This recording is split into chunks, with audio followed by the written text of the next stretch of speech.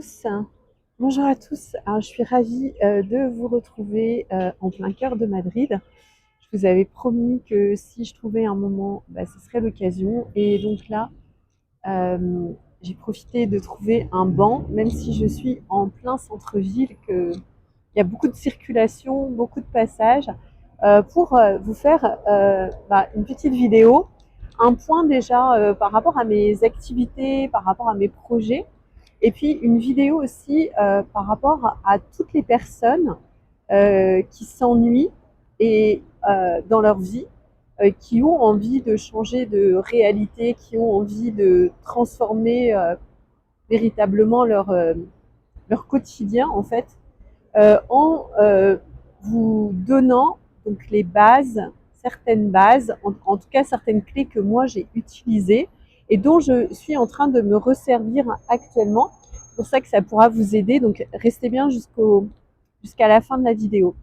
Donc déjà, pour ceux qui suivent mes péripéties, pour ceux qui ne, et celles qui ne suivent pas, je vais faire un bref rappel.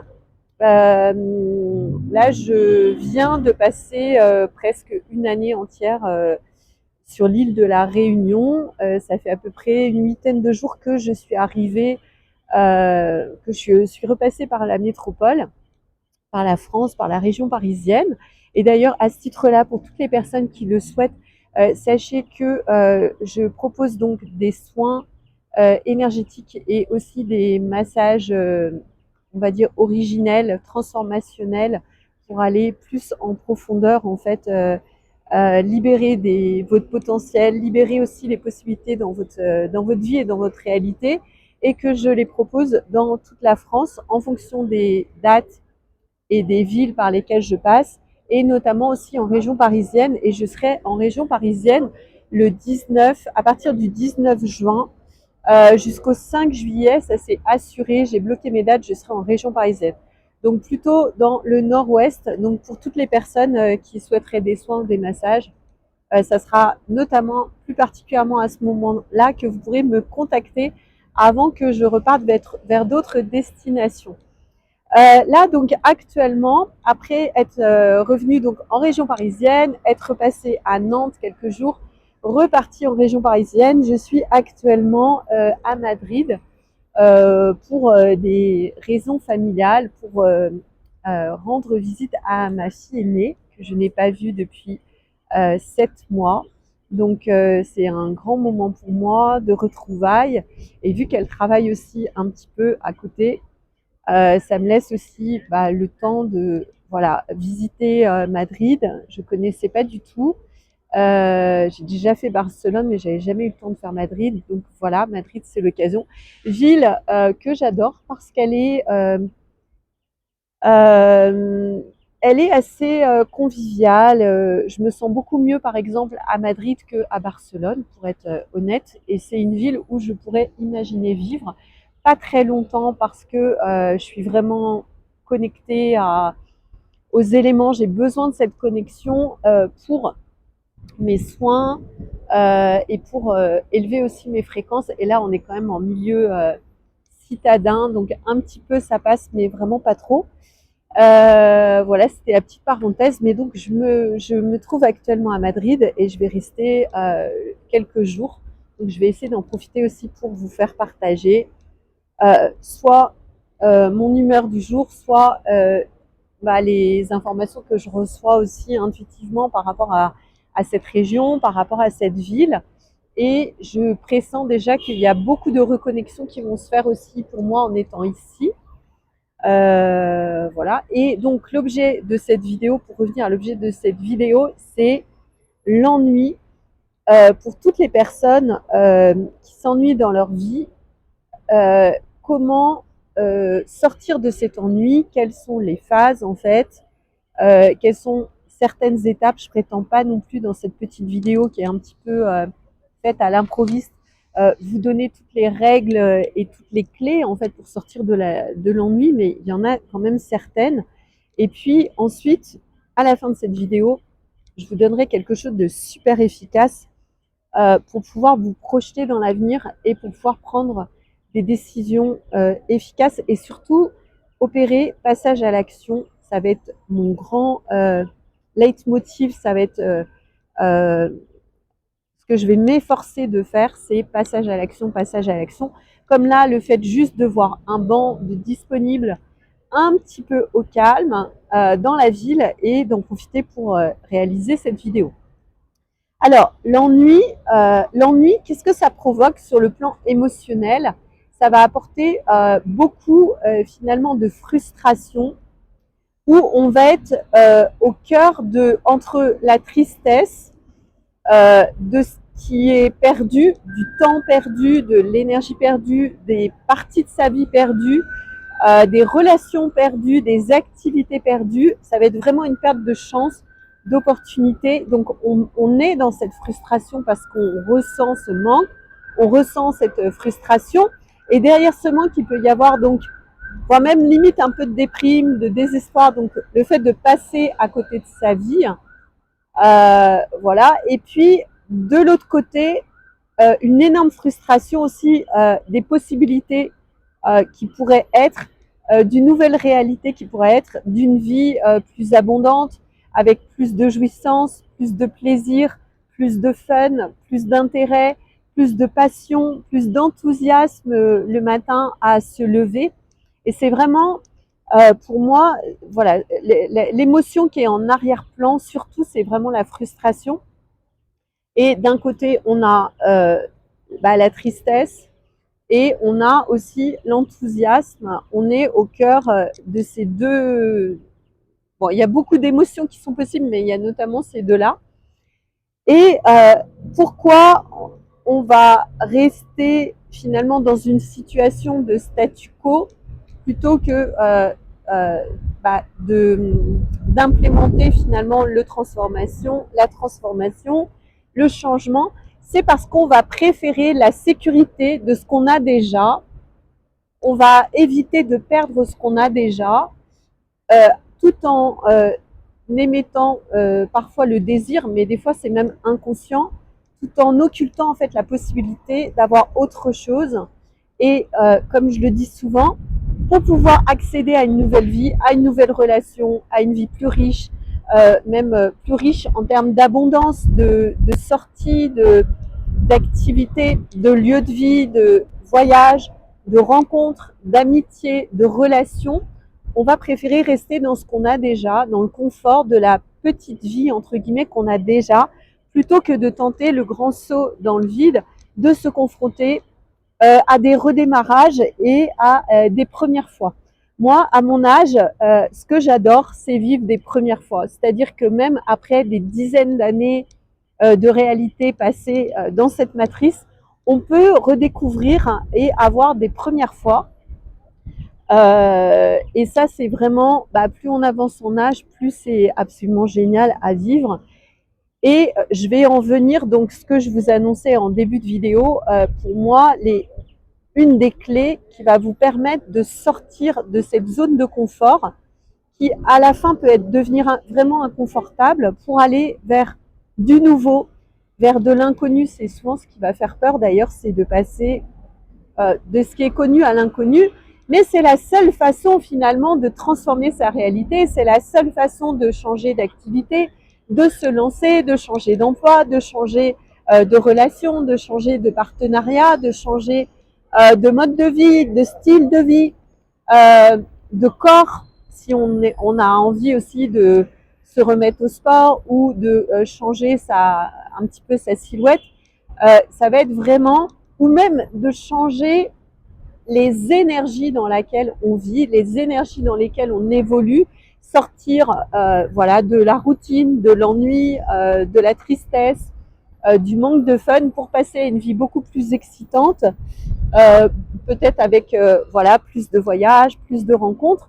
Et en fait, ce qui va être la clé pour moi, c'est de se projeter dans le futur et d'imaginer la vie qu'on aura dans 25 ans. Moi, j'aime beaucoup maintenant fonctionner en termes de 25 ans. En gros, qu'est-ce qu'on fait on commence à avoir souvent une conscience de qui l'on est vers les 7 ans. Et on va faire des études pour la majeure partie des gens, mais pas forcément des études qui vont aller entre 18 et 25 ans. Et puis ensuite, on a tout un cap aussi de 25 à 50 ans.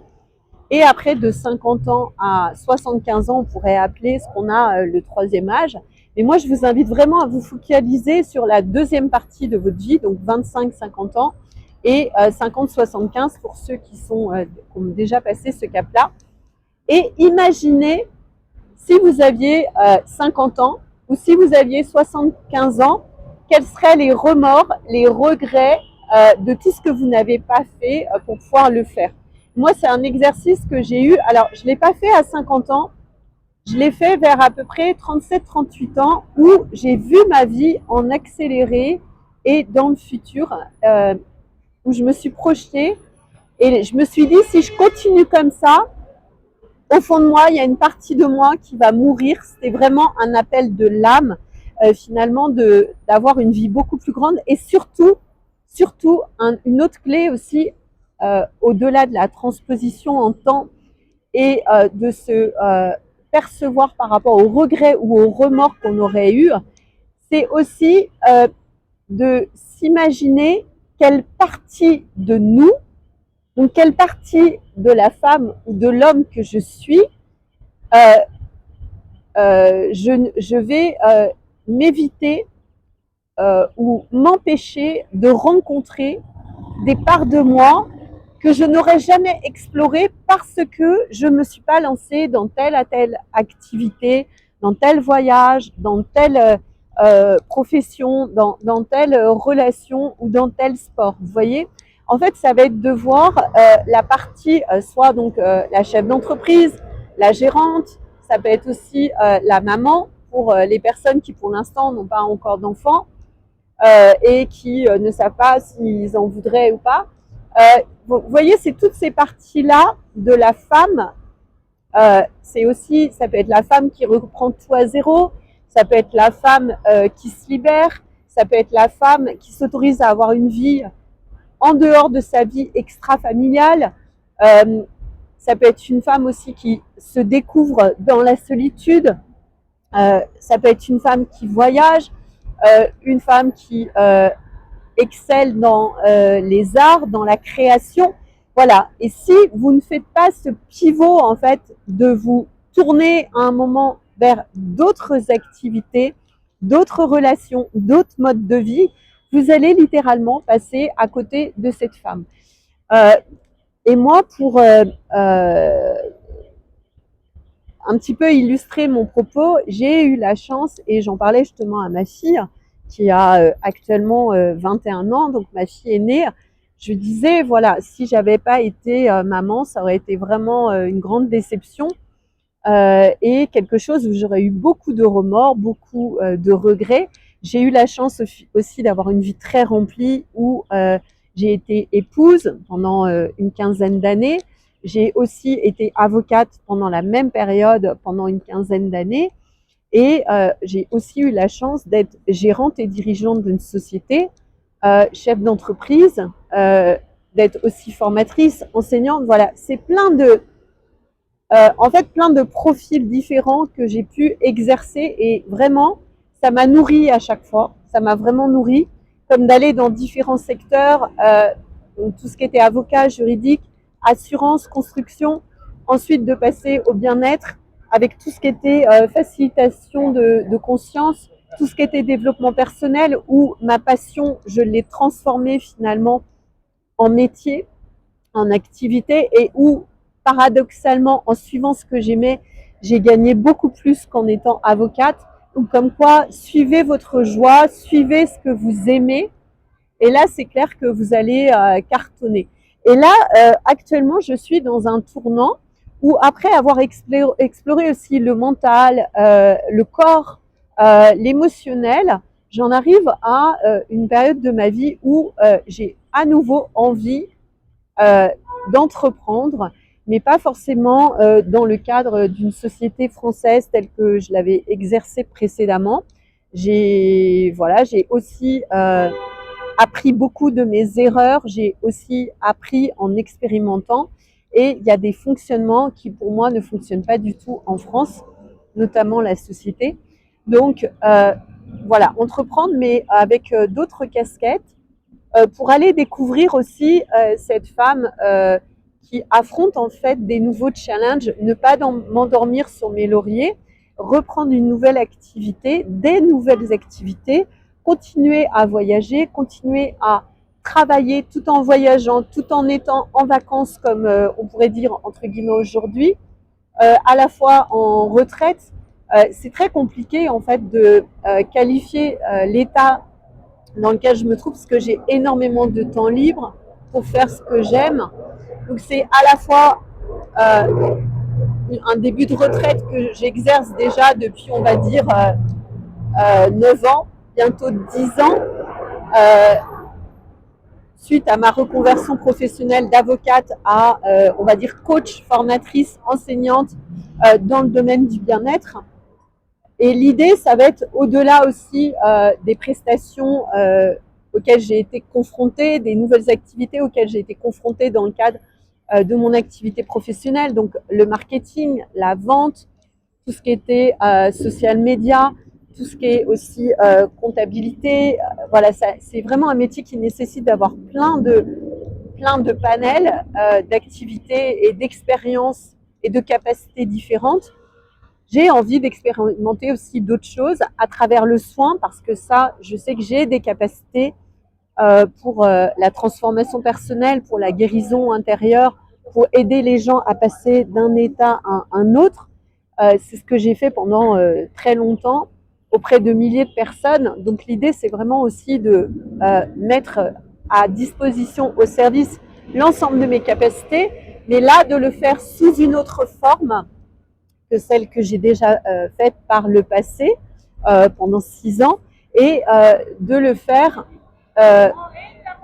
sous une forme aussi qui va me laisser du temps pour pouvoir aussi gérer mon bien-être, ma santé mentale. Bien sûr, il est hors de question de mettre en péril ma santé mentale, d'avoir du temps pour moi, d'avoir du temps pour mes relations et de continuer à voyager, peut-être aussi d'une autre façon, et de mêler à la fois mes activités professionnelles que je vais étendre à différents domaines, et ça c'est en cours, et aussi mes relations familiales, personnelles, sentimentales, voilà, de tout mixer pour me créer une vie sur mesure dans laquelle il y aura énormément d'abondance et dans laquelle il y aura aussi plein de domaines nouveaux, inconnus. Et c'est par rapport à ça que je voulais rebondir.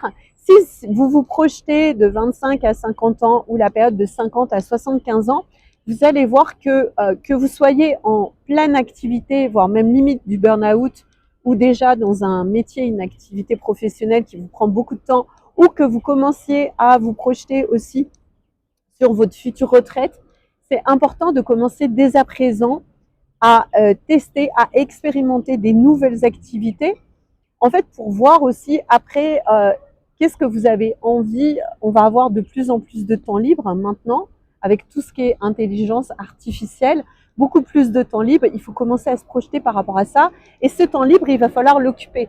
Donc, soit vous commencez déjà à vous positionner sur des activités qui pourraient vous plaire, ça vous permettra aussi d'en éliminer. Et encore une fois, ce que je vous disais, ce qui va être génial, c'est de rencontrer des parts de vous que vous n'avez encore jamais rencontrées par le biais de ces activités, qu'elles soient professionnelles ou juste ludiques, qu'elles soient sociales, qu'elles soient sportives, que ce soit des hobbies. Ça va vous permettre véritablement de vous rencontrer et de rencontrer des nouvelles parties de vous que vous n'aurez jamais rencontrées à 50 ans, à 75 ans, si vous n'avez pas exploré des nouvelles choses, si vous n'avez pas augmenté en fait et élargi le champ de vos possibilités.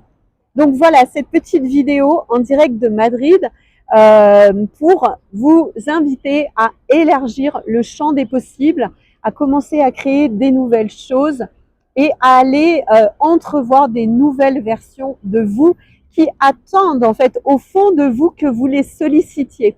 Je donne un dernier exemple. Si actuellement vous êtes salarié, et si vous ne faites pas la démarche en fait de vous ouvrir à de nouvelles choses, vous allez passer à côté de la rencontre avec vous en tant que chef d'entreprise, en tant qu'entrepreneur. Alors même si, je le rappelle, c'est pas non plus une invitation pour tout le monde à forcément aller dans l'entrepreneuriat parce que c'est une branche qui est très compliquée. Tout le monde ne peut pas être entrepreneur. Mais si vous aspirez à davantage de liberté, sortir de votre cocon, sortir de votre zone de confort, aller voir ce qui existe dans le champ des possibles, c'est quelque chose que je vous invite vraiment à aller expérimenter pour créer du nouveau.